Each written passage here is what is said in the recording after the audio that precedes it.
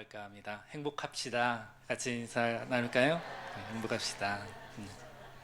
또 한 번 인사 나눌 때 하나님은 선하십니다. 같이 인사 나누겠습니다. 하나님은 선하십니다. 네, 하나님은 선하신 분이십니다. 우리는 모두는 무언가를 기다리며 살고 있죠. 우리는 대림절을 계속 보내고 있는데 기다림에 대한 설교를 하나님께서 하게 하시네요. 제가 의도한 바는 아니지만 하나님께서 그렇게 말씀을 이끌어가는 모습을 보게 됩니다. 우리는 뭔가를 기다리면서 살아가고 있는데 이 기다림이라는 것은 나이를 가리지 않습니다. 아이들은 아이들대로의 기다림이 있지요. 예를 들면 엄마 언제 와? 라면서 기다리기도 하고, 또 언제 집에 가? 라면서 갈 때를 기다리기도 하고, 또 이제 게임해도 돼? 하면서 자기가 좀 누릴 수 있는 시간들을 기다리기도 하죠. 아이들은 기다림이 길어지면 꼭 이렇게 말합니다. 아직 멀었어? 라면서 짜증을 내면서 그 기다림에 정말 마음을 토로하는 그런 이야기들을 우리는 쉽사리 들을 수가 있습니다. 우리 어른들의 기다림은 조금 복잡한 듯합니다. 결과를 기다리고 응답을 기다리죠. 기도는 분명히 했는데 병원에서는 조금 더 지켜봅시다. 좀 먼저 살펴봅시다. 이런 말만 돌아오고, 또 사회생활을 하다 보면, 공동체 안에서 생활을 하다 보면 관계가 풀릴 듯 하지만 풀리지 않고 일은 생각보다 천천히 흘러가는 것을 보면서 언제까지 내가 기다려야 할까 하는 그런 생각들이 있는 것이죠.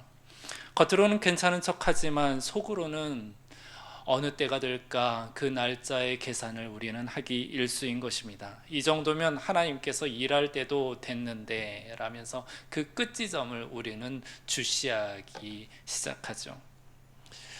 노년의 기다림은 또 다릅니다. 노년의 기다림은 무언가 더 생기기를 기다리기보다는 아무 일 없이 그냥 지나치기를 기다리죠.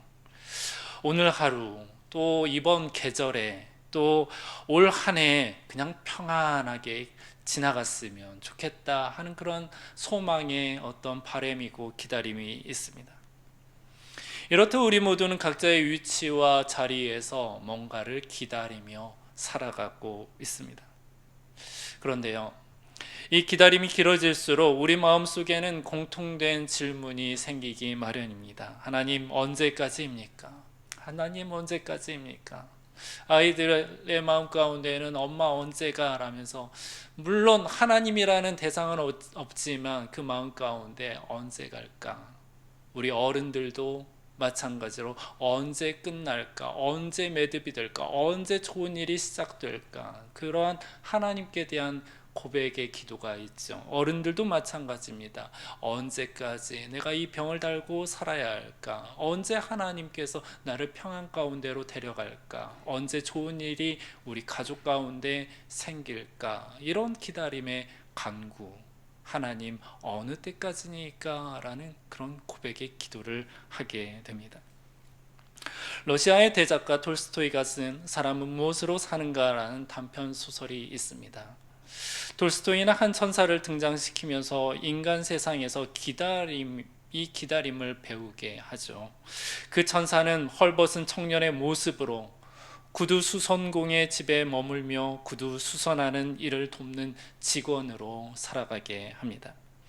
그리고 그 집에서 일어나는 일을 하면서 하루하루 보내는 중에 오는 손님들의 이야기를 통해 사람은 언제 무엇이 필요해질지 알지 못한 채 기다리며 살아가는 연약한 존재라는 것을 깨닫게 됩니다. 언제 무엇이 필요해질지 알지 못한 채 그저 기다리는 존재.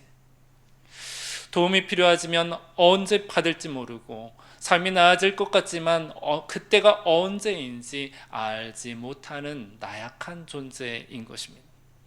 사람들은 자꾸 앞날을 계획하고 기대하며 살지만 실상은 번번이 예상을 빗나가는 결과가 기다렸을 뿐이었습니다.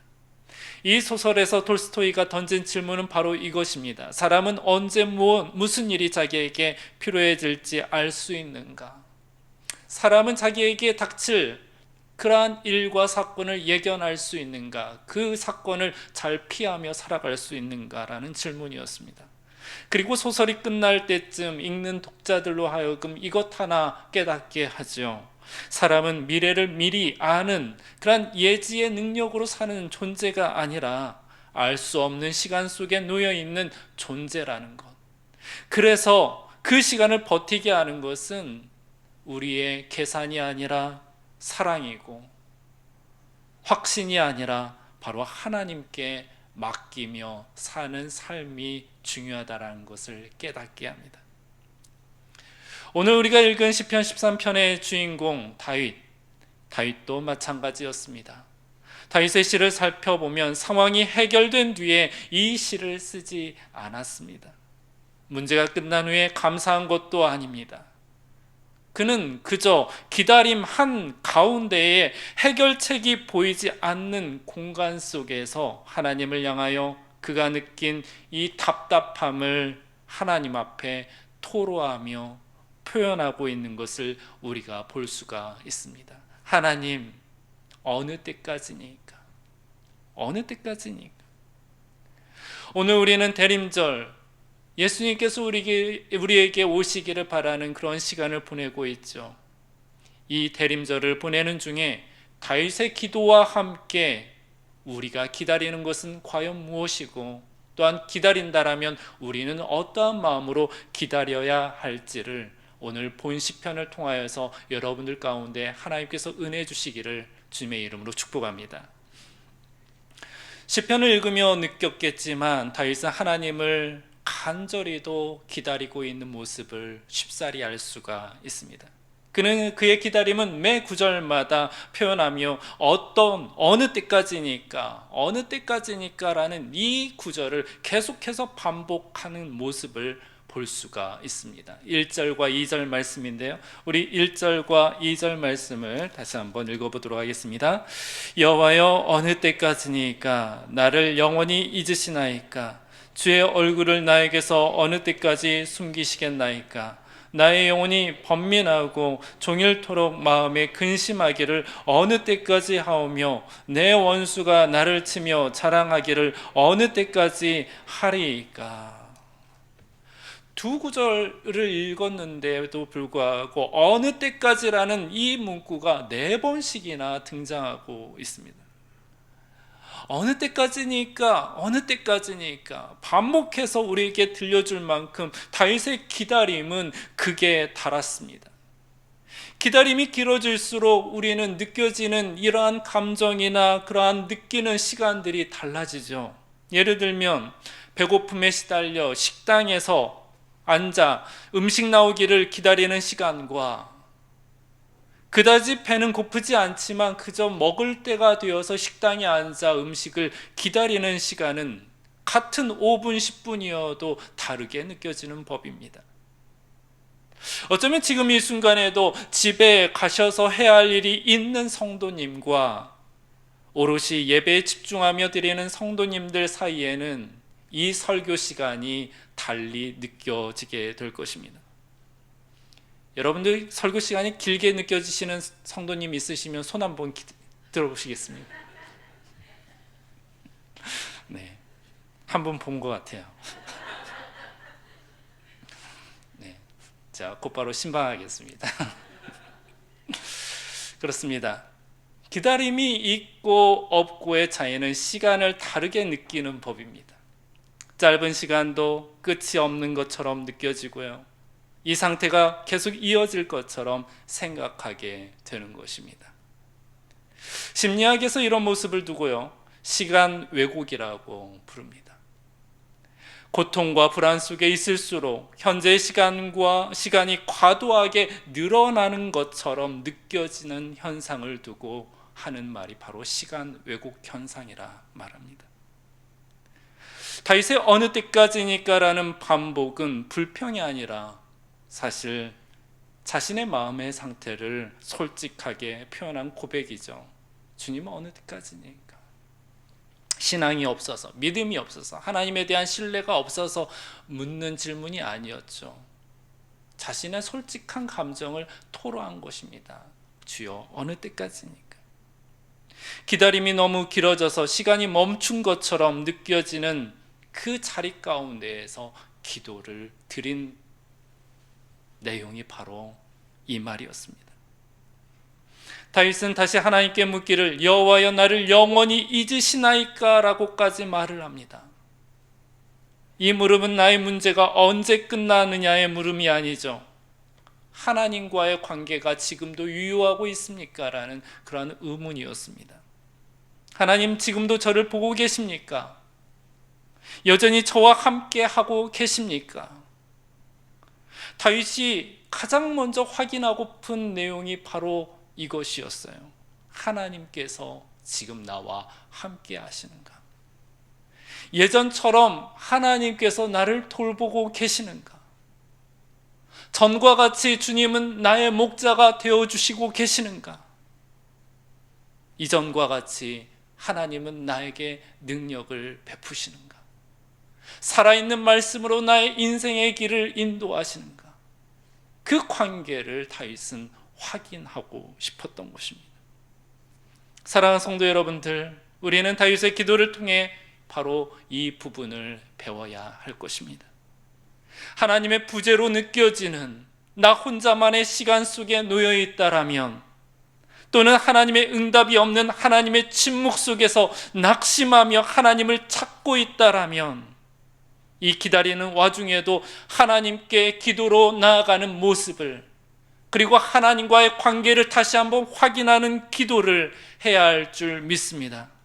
기도를 통해 나의 상황이며 나의 상한 마음이며 하나님을 찾고자 하는 열망으로 나아가는 저와 여러분들이 되기를 주님의 이름으로 축복합니다.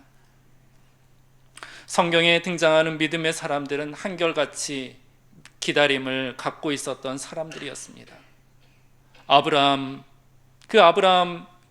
주시겠다는 자신의 자녀, 아들을 기다렸죠. 후손을 기다렸습니다. 요셉 역시 꿈의 계시를 받은 이후에 감옥에서 기다림의 시간을 보내었습니다. 감옥에서 말입니다. 모세는 또 어떻습니까? 부르심을 받은 이후에 광야에서 40년 동안 하나님께서 언제 나를 들어 사용하실 것인가 기다리는 시간을 가졌었죠. 40년이라는 시간 동안. 한나 역시 눈물의 기도와 함께 하나님의 선물을 기다리는 자였습니다. 그런데 이 기다림의 시간 동안 하나님께서는 아무 일도 하지 않고 계셨던 것은 아니었습니다. 눈에 보이지 않았을 뿐 신앙의 가지는 계속해서 성장해 갔으며 신앙의 열매는 계속해서 맺어지기 시작했습니다. 믿음의 씨앗은 뿌려지는 순간 열매를 맺지 않아요. 그러나 우리의 눈에 보이지 않는 순간 이 씨앗은 커 나가기 시작하는 것입니다. 예수님의 비유가 이렇지 않습니까? 마가복음 4장 26절과 27절 말씀에 보면 이런 말씀이 있습니다. 하나님의 나라는 사람이 씨를 땅에 뿌린과 같으니 그가 밤낮 자고 깨고 하는 중에 씨가 나서 자라되 어떻게 그리 되는지를 알지 못하느니라. 무엇을 말합니까? 씨앗을 뿌렸을 때는 우리가 알고 있습니다. 우리가 언제 기도의 씨앗을 뿌렸는지, 언제 하나님을 찾았는지 우리는 알고 있어요. 씨앗을 뿌린 그 순간은 알고 있습니다. 그런데 우리가 뿌린 씨앗은 어느 때 역사하는가? 바로 우리의 눈에 보이지 않는 순간 씨앗은 그때부터 커 나가고 있는 것입니다. 하나님의 역사의 줄기가 자라나며 하나님의 역사의 열매는 바로 이 순간 맺혀지기 시작하는 것입니다. 바로 우리가 생각하지 못하는 그때 말입니다. 그렇습니다. 신앙의 열매요 하나님의 응답은 기다림이 없으면 열매도 응답도 없는 법입니다. 이것이 신앙의 순리입니다. 그래서 우리에게 믿음이 필요한 것이죠. 그래서 믿음에는 바로 인내가 따르는 것입니다. 사랑하는 성도 여러분들, 하나님께서 응답하지 않는 것 같고 하나님께서 나를 잊으신 것 같을 때가 있습니까? 그래서 다윗과 같은 낙심 가운데 하나님 앞에 나온 이들이 있습니까? 이 시간 모든 의심의 안개가 거쳐지고 하나님의 임재를 분명하게 느끼며 하나님의 음성을 뚜렷하게 듣고 하나님의 계획하심이 믿음의 눈으로 보여지기를 주님의 이름으로 축복합니다. 이제 다윗이 믿음의 고백과 함께 일어서는 모습을 함께 살펴보도록 하겠습니다. 5절과 6절 말씀인데요, 5절 6절 말씀을 같이 한번 읽어보도록 하겠습니다. 나는 오직 주의 사랑을 의지하여 싸우니 나의 마음은 주의 구원을 기뻐하리이다.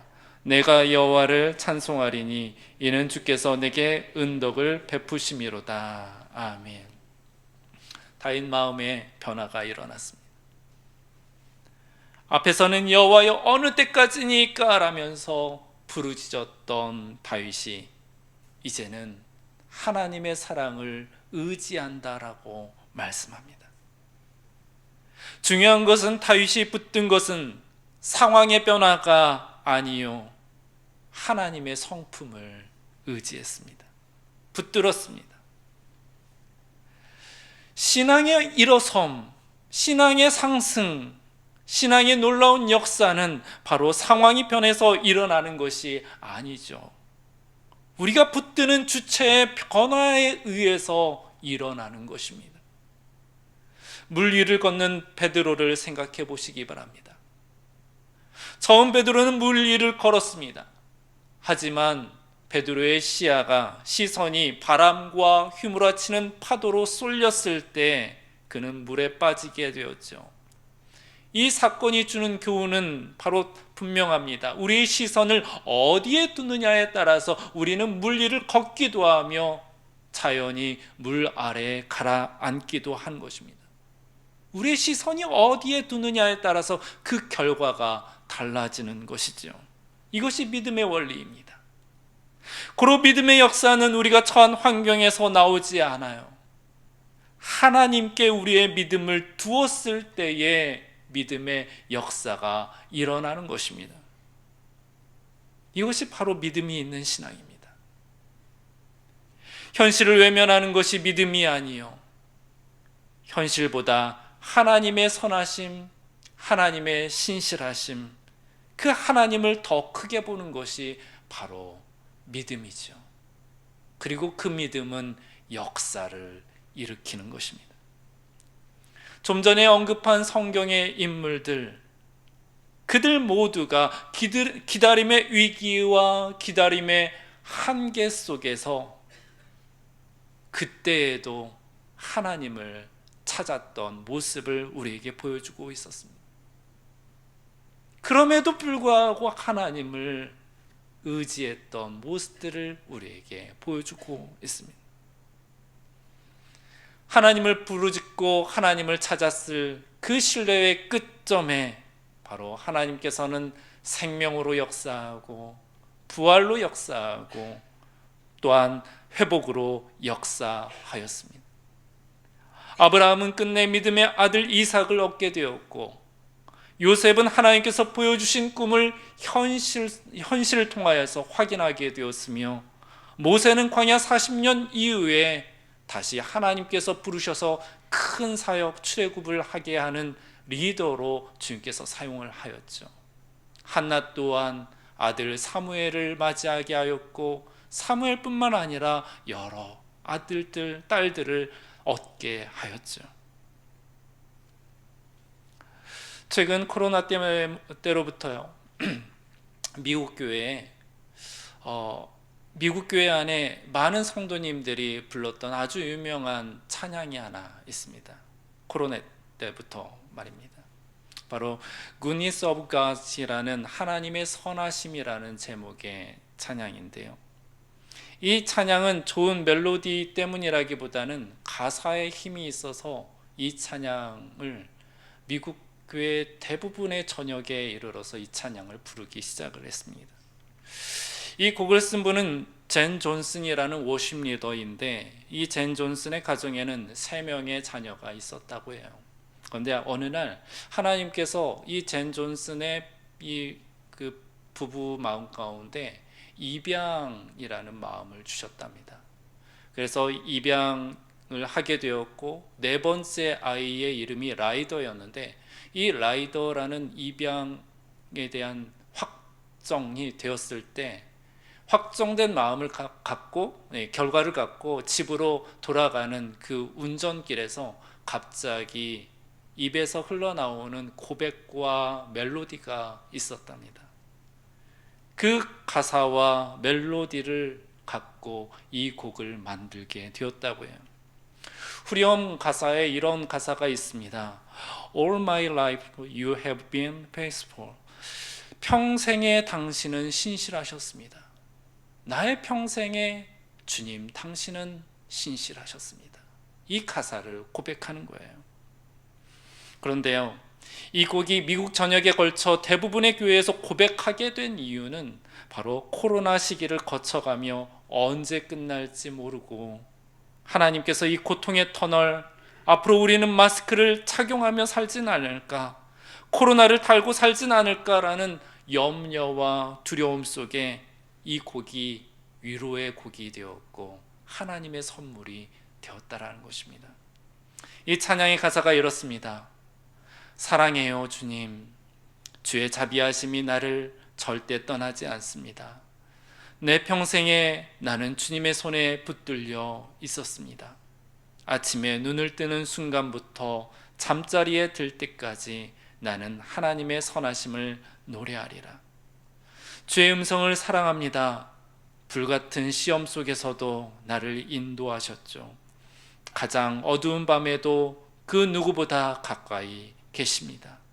나는 주님을 아버지로 알았고 또한 친구로 알았습니다. 나는 하나님의 선하심 안에서 살아왔습니다. 내 평생에 주님은 신실하셨고 내 평생에 주님은 너무나도 선하셨습니다. 내가 호흡할 수 있는 모든 순간마다 나는 하나님의 선하심을 노래하리라. 이런 가사예요. 2가지입니다. 주님은 언제나 신실하셨으며 주님은 언제나 선하십니다.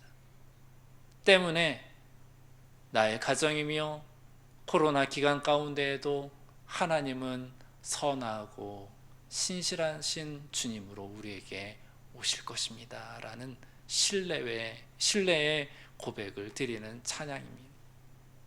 사랑하는 성도 여러분들, 오늘 우리는 다윗의 시를 통해 기다림의 자리요, 힘없이 다가가 답답한 마음으로 하나님을 불렀던 기도의 자리에서 드려진 시를 함께 살펴보았습니다. 어쩌면 우리 또한 살아가면서 몇 번쯤은 선 자리요, 또한 지금의 이 자리가 될 수 있는 자리이지요. 기도했지만 아직 응답을 듣지 못했고 하나님이 멀게만 느껴진 자리, 시간이 너무 더디게 흘러가는 것처럼 느껴진 자리였습니다. 하지만 여러분들, 성경이 우리에게 말씀하는 바는 그때 우리의 기도가, 또한 지금 드리는 우리의 기도가 절대 헛되지 않다라고 말씀하고 있습니다. 또한 이 자리에서 흘리는 눈물이 의미 없다 하지 않습니다. 그때도 지금도 우리가 하나님의 이름을 부를 때에 의미 있는 기도요, 의미 있는 눈물이라 말씀하고 있는 것입니다. 다윗의 기다림이 찬송으로 이어졌듯 또한 성경의 인물들의 기다림이 결국에 이르러 열매로 나타나 보여졌듯 오늘 우리의 기다림 또한 하나님의 역사 안에서 모든 것들이 열매와 나타날 하나님의 역사로 표현될 줄 믿습니다. 그 안에 있는 줄 믿습니다.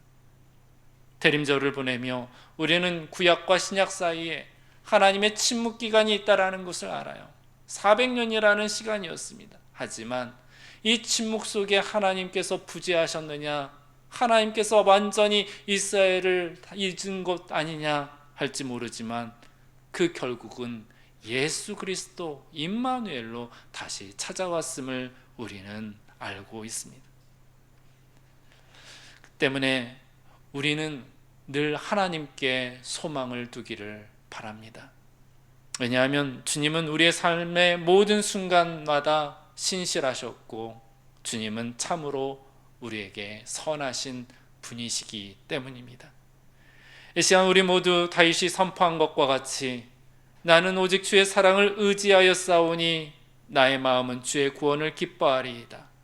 내가 여호와를 찬송하리니 이는 주께서 내게 은덕을 베푸심이로다 라는 믿음의 선포를 우리 또한 선포하기를 주님의 이름으로 축복합니다. 우리가 믿음으로 노래할 때 하나님의 역사는 이루어질 것이요, 우리가 마음에 확신하며 살아계신 여호와 하나님을 바라볼 때, 또한 우리의 손을 들고 찬양할 때 하나님의 놀라운 역사가 우리 인생길 앞에 펼쳐지는 줄 믿으시기 바랍니다. 이 시간 함께 주신 말씀을 놓고 찬양하며 주 앞에 나아가길 원합니다. 예전에 제가 거쳤던 한 담임 목사님의 고백이었어요. 목회하는 가운데 위기가 왔었습니다. 힘듦이 있었고 또 막막함이 있었습니다. 육체적으로도 병이 있었어요. 어떻게 할지 몰라 해서 한 달이라는 안식월을 보냈었습니다. 제주도에서 말이죠. 근데 하나님께서 주신 찬송이 바로 이 찬양인데요, 이 찬양의 가사가 이렇습니다. 안개가 날 가리워 내 믿음 흔들리려 할 때 나 주님께 나아가네. 주님은 산 같아서 여전히 그 자리에 계셔. 눈을 들면 보이리라 날 위한 그 사랑. 주님은 산 같아서 이 찬양이 들려오더래요. 주님은 산 같아서.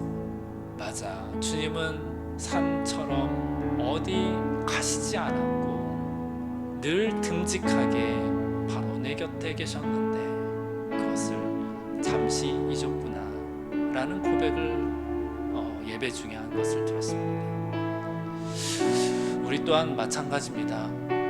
때로 하나님께서 나에게 안 계신 것 같고, 하나님께서 나를 돕지 않는 것 같고, 하나님께서 뭔가 나로부터 멀리 떨어진 것 같은데 그런 불안감이 있지는 않습니까?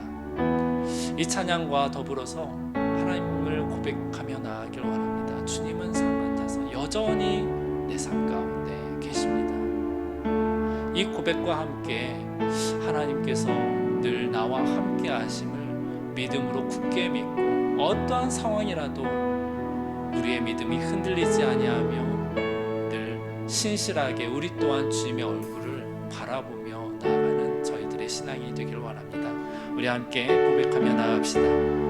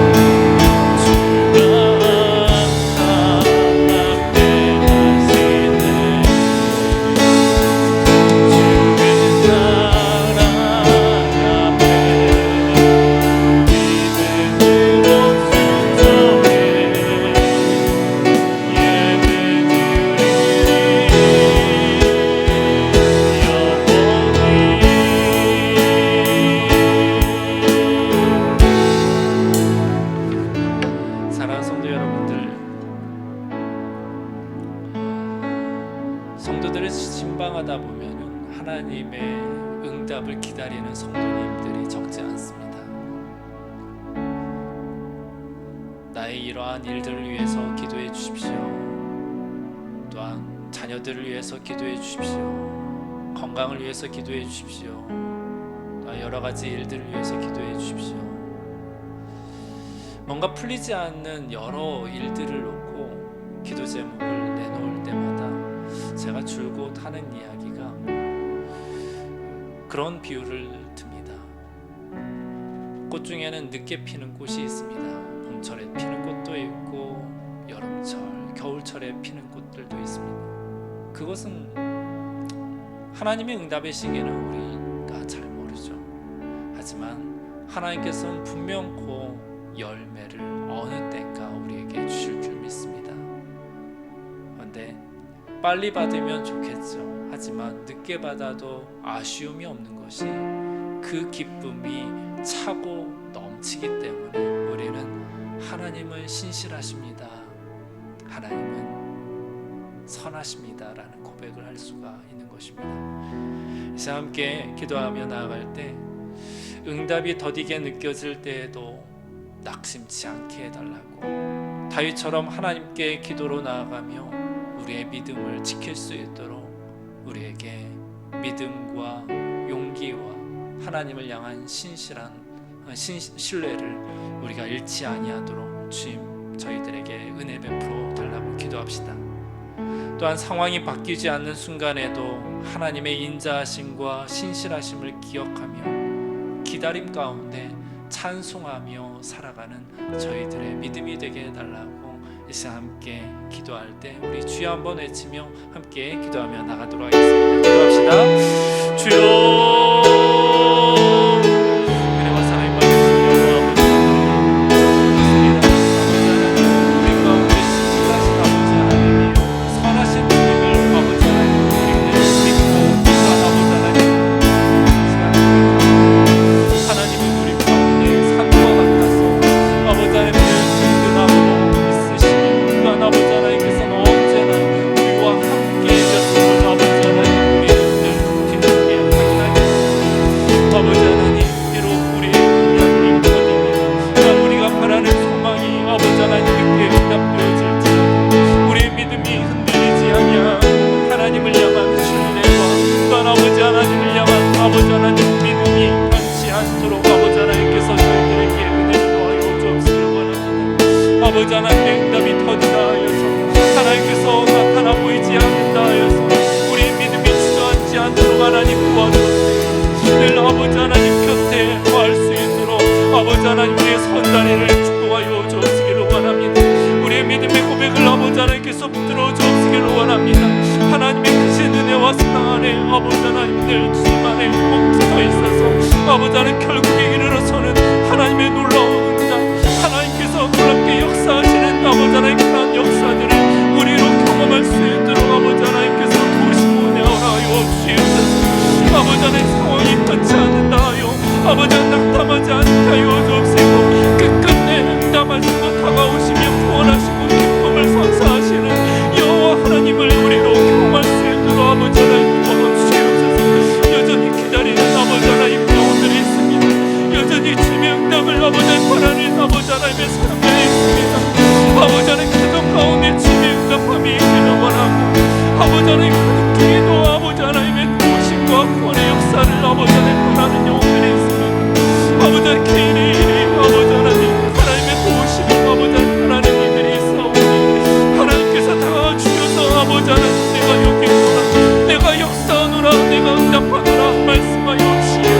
우리 아버지 하나님 영혼과 신앙 안에 아버지 하나님 든든히 서서 하나님을 더 신뢰하며 하나님을 더 사랑하며 하나님 앞에 아버지 하나님 늘 구하는 복된 인생이 복된 신앙으로 아버지 하나님 저희들을 삼아 주옵시기를 원합니다. 그래서 아버지 하나님 어떤 풍파가 오나 넘어지지 아니하며 그 어떤 아버지 하나님 시험이 오나 우리에게 두려움이 없는 아버지 하나님 믿음의 심지가 굳건히 아버지 하나님 꽂혀있는 아버지 하나님의 신실한 눈으로 살아갈 수 있도록 은혜 허락하여 주시옵소서.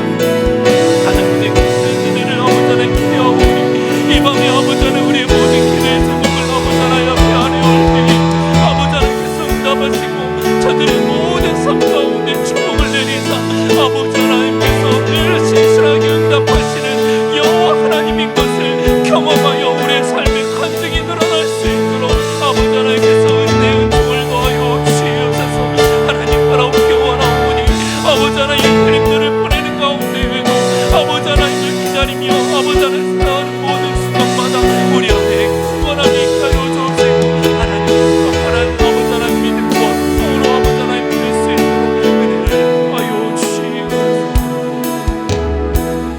우리 자 다시 한번 기도할 때 우리 대림절을 놓고 함께 기도하길 원합니다.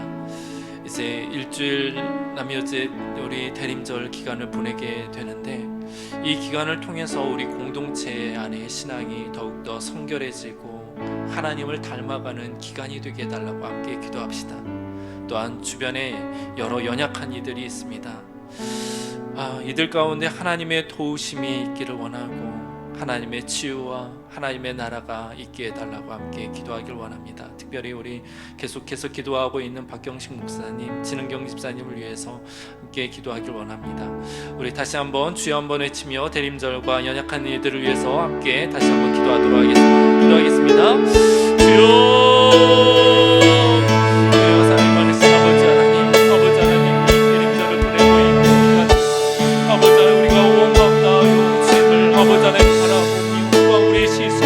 하나님을 향할 수 있도록 아버지 하나님 도와주시기를 원하고 아버지 하나님 우리의 시선이 주님께 다 있으며 아버지 이를 통하여서 우리 안에 아버지 신앙의 성장과 성숙이 있도록 아버지 하나님께서 은혜와 축복을 더하여 주시길 원합니다.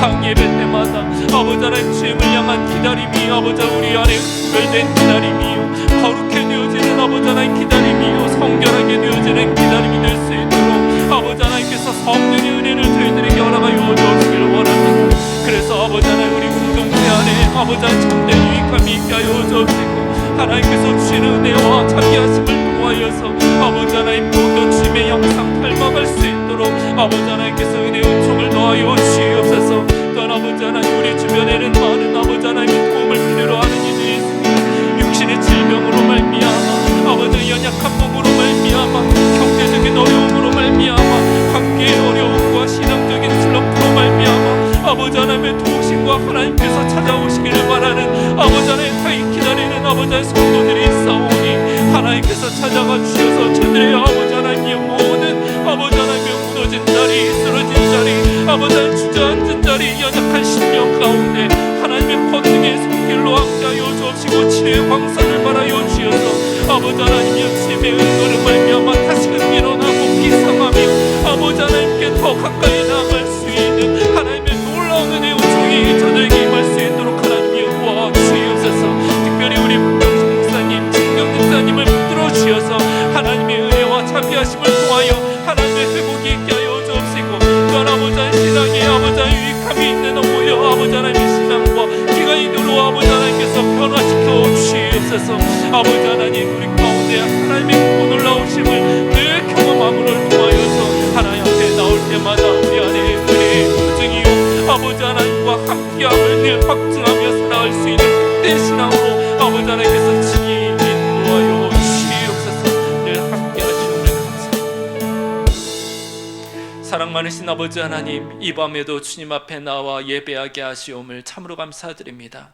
우리의 모든 삶의 주님이 바로 아버지 하나님인 것을 믿고 고백하며 나아가오니 모든 예배 때마다 하나님께서 크신 은혜와 축복을 더하여 주옵시고 기도하는 모든 기도의 제목들마다 응답하여 주셔서 우리 삶에 살아계신 여호와 하나님을 늘 경험하고 믿음의 선 하나님의 권속들이 될 수 있도록 하나님께서 역사하여 주시옵소서.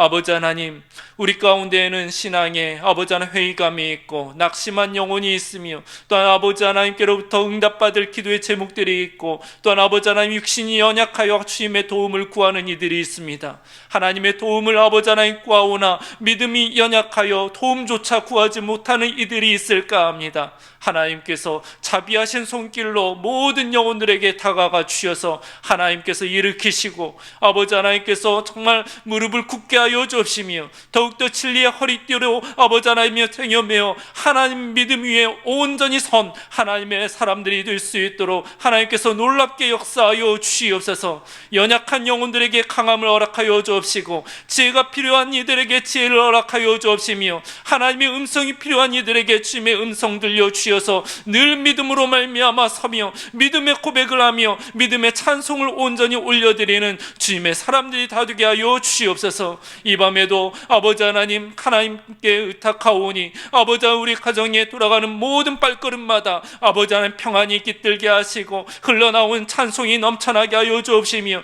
모든 가정마다 일마다 사업터마다 하나님께서 형통케 하시는 놀라운 은혜가 있게 하여 주시옵소서. 감사드리며 우리와 늘 함께 하시는 주 예수 그리스도의 이름으로 기도드립니다. 아멘.